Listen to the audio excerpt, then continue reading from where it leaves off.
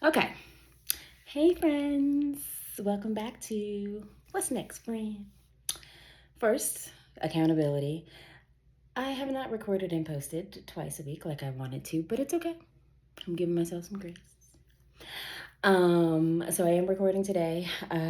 This is not like I don't know how I don't know how YouTube works. I don't know if it's like TikTok where you can come on in a bonnet or you can come on with your hair looking crazy, say what you gotta say, post what you gotta post, and keep it moving. But I don't know if I'm within or outside of the YouTube standards, but that's what we're gonna be doing over here. Okay? Perfect. So on today's episode of What's Next, Friend, I figured I'd share my origin story.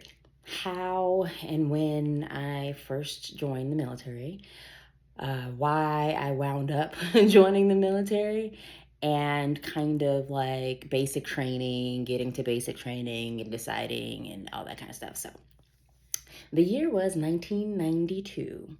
Yes, in the 1900s, if you will. So 1992, I graduated from high school from, I was in East Orange, New Jersey, and the school I graduated from was Clifford J. Scott High School, which is no longer, it's now been consumed to East Orange High, but I graduated from there. Why was I in East Orange, New Jersey, you may ask? Because my mom, who was still active duty in the Army, was assigned to Korea, and it was a assignment where she couldn't take her dependents. And so this was my senior year of high school in a whole new place without my mom.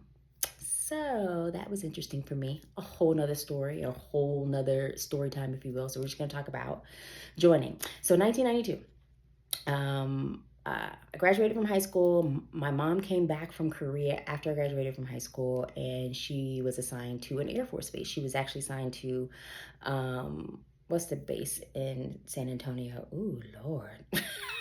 I forgot. Uh, what's the base? Lackland. Jeez. Yikes.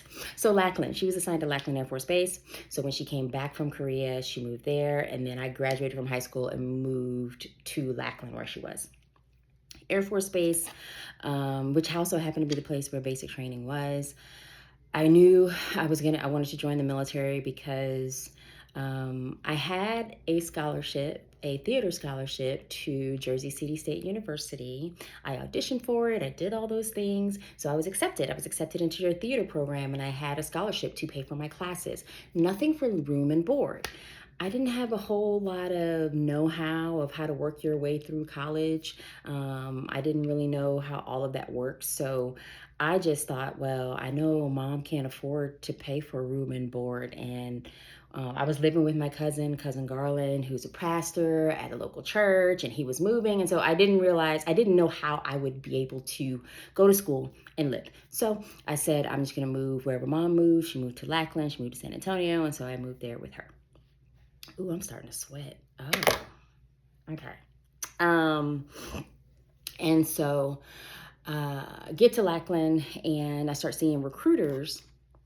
And my mom was in the Army, and she said to me, I know you and I know the Army, and you should definitely join the Air Force. And so that's what I did. I met with an Air Force recruiter. I had taken the ASVAB in high school, which I didn't even realize I had done, probably because I was going to high school in a military town and I didn't even realize what was going on at the time. So I had already had great ASVAB scores. So when I met the recruiter, they were like, you can have whatever job you want. And being a dependent, I understood and knew about AFN, which is Armed Forces Network. And I knew I wanted to work there. And so I met with a recruiter and said, hey, this is what I want to do. And they're like, oh, they're not hiring for that job. Choose something else. I'm like, well, I don't want to choose anything because that's what I want to do. And so I went through MEPS and went through all of the introductory stuff without a job. Like I went to basic training without an AFSC because I thought that that was the only way that I could become a radio television broadcaster, which is what I wanted to do.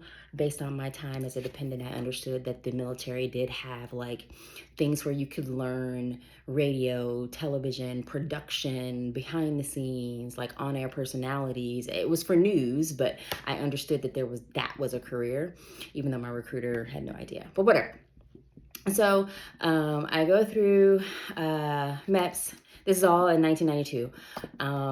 And I go through, and when I went through MEPS, again, I had great ASVAB scores, but I didn't have a job. Again, undecided. No, it wasn't called undecided. What was it called? I can't remember what it was called.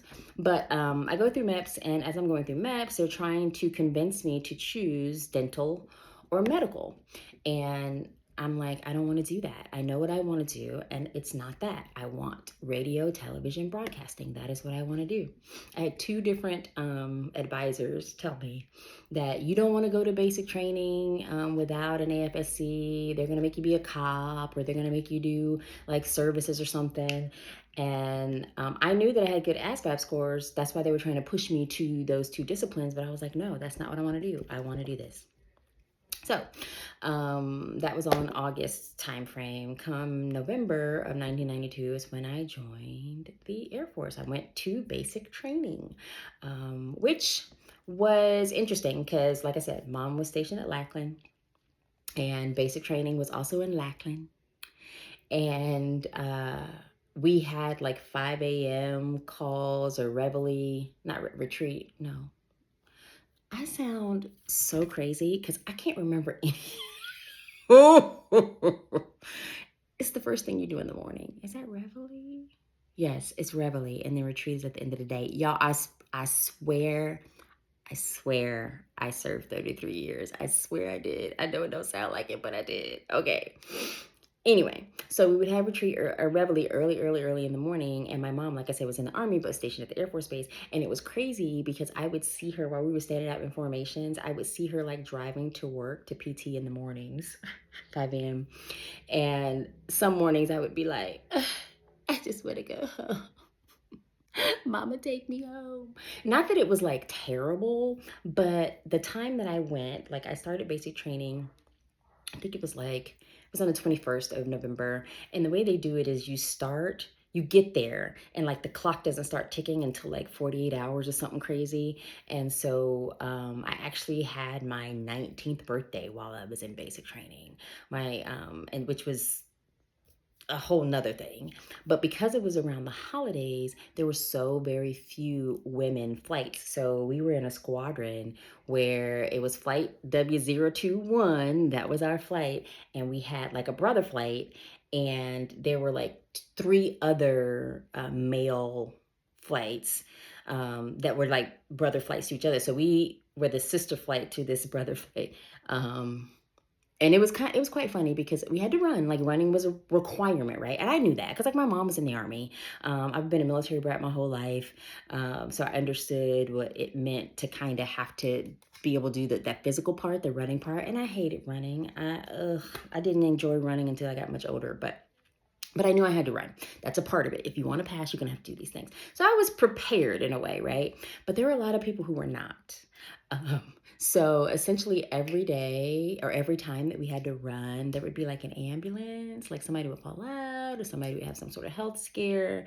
And the joke around the squadron was, if ever you see an ambulance, that means that flight W021 had to run that day, which I didn't appreciate because some of those dudes fell out too. But anyway, I digress. So basic training was interesting.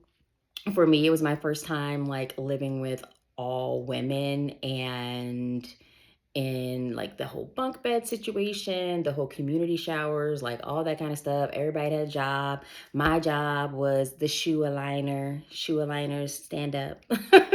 And basically my job was as a shoe aligner. So we had, everything was inspected. Like they teach us how to do something, and you'll be inspected about it. And so a lot of it was uniformity with how the beds were made, how your uniforms were hung in the closets, what your locker was made of, and how everything was arranged. And so beds had to be a certain way, pillows had to be a certain way, and shoes had to be aligned specifically. So what my job was as shoe aligner, after everybody did, so each individual had to do their own stuff. So everybody had to make their own bed. Everybody had to arrange all their stuff. But then you had like people whose job was to go through and make sure each thing was perfect. So there was someone who went to everybody's closet to make sure the closet was aligned perfectly. Even though you did it already, somebody's job was like to go back, to go after you, just to ensure, like, because if one person got in trouble, if somebody's locker was jacked up, everybody's locker was jacked up. So everybody did their own thing. But as a shoe aligner, I would go around and I would just make, with my little ruler, make sure all the shoes were aligned the way that they were supposed to be aligned. So that was my little job. We had different jobs like chow runner. Oh, okay. So our girl, our person who was chow runner. And so here's what chow runner does. A chow runner, essentially you have to get a time slot to eat food. So there's like breakfast hours, lunch hours, dinner hours, but you don't know what time you're allowed to go into the dining facility until you get like an assigned time. And you have one person from each flight that is responsible for going down to the cafeteria or to the dining facility ahead of time and getting you a time. And it's ridiculous because they have something called the snake pit. And so the assigned times, when you have to go down and get an assigned time, you essentially have to report in and request a time with like a row of drill sergeants. There's like 5 to 6 of them. They're all sitting there like at a table. And as the chow runner, you have to go down, try to get in line, try to get first because you want the first time. Try to get in first. You have to report to all of the TIs, the drill sergeants with the hats on, the people that yell at you, right? They're the ones that assign the times. And so chow runner has to go down there, and the reason why I'm like, I'm fine. I shouldn't be laughing. Anyway, so the chow runner has to go down there, report in, and get a time. Our chow runner, bless her heart, she had no idea what she was signing up for when she got this job. When I tell you, this poor girl, she had blonde hair. I'll never forget her because she was just disheveled all the time. Because she had to request a time for us to eat 3 times a day, which means she had to get chewed 3 times a day by a gang of drill sergeants, or TIs, I should say, training instructors is what the Air Force calls them. And oh my gosh, some of the funniest times was when she would come back up and she would just, because she started with like this long blonde hair. And we had to learn how to tie her hair up and all that kind of stuff. And so she was like, okay, it takes me a while and I don't have because one of the things they would chew her up about is like her hair. Because if one thing was out of place or whatever, and like I said, she had to go 3 times a day to these people and request a time for us to eat. And so that's an opportunity for those TIs to like chew you up one side and down the other, whatever it is, a shoelace out of place, a cable, like meaning a string, like a piece of thread hanging from your uniform. And she had this blonde hair and it was really, really pretty. And she would tie it up. I think probably after the first week, maybe it was the second week, whenever we got liberty to go to the beauty shop, she said, I'm cutting it all off so they can't say nothing to me about my hair. So she cut all her hair off. And it wasn't styled. It wasn't like a cute cut. It was just cut, like just cut hair. Like blunt, just terrible. It looked like she did it herself, but she went to a salon. They did her wrong. But anyway, her first time going down, they ridiculed her. I feel terrible laughing now with 2026 like understanding of what of treating people poorly or whatever, understanding what that does to a person's psyche. Like I feel bad laughing now. But when I tell you the way we laughed, because they ate her up and she was so disheveled. And I tell you, I think it was probably the 3rd or 4th week was when she stopped crying after coming back from chow runner. But let me tell you something. By that 4th week, girlfriend wasn't playing. She got us the best times. She knew exactly what she was doing. She was the chow runner supreme. But at the beginning, I can still see her face. Oh, I feel so bad for her. Anyway, yeah. So that's how this whole journey started. I graduated high school in 1992. I had a scholarship to go to Jersey City State University for theater. I didn't understand or didn't know how I would pay for room and board. I wound up going to San Antonio, where my mom was assigned at Lackland Air Force Base. I joined the Air Force, went to basic training without a job because I wanted to do radio, television, broadcasting, and ignored all the people that were telling me I should do medical or dental, you should be in the hospital, you should do in dental, yada, yada, yada, all that stuff. Went to basic training without a job. And that's where I'll leave it right now. That's a good 14, 15 minutes. So we'll come back for part two.